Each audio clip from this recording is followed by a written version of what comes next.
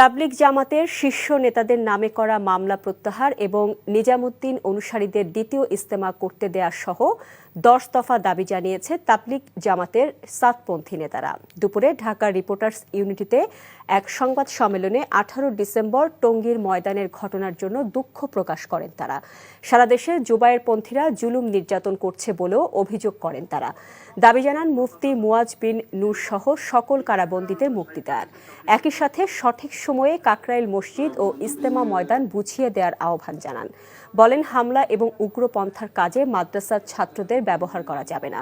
এ সময় যে কোনো অবস্থায় মুসল্লি ও গণমাধ্যম কর্মীদের নিরাপত্তা নিশ্চিত সহ 10 দফা দাবি জানানো হয়।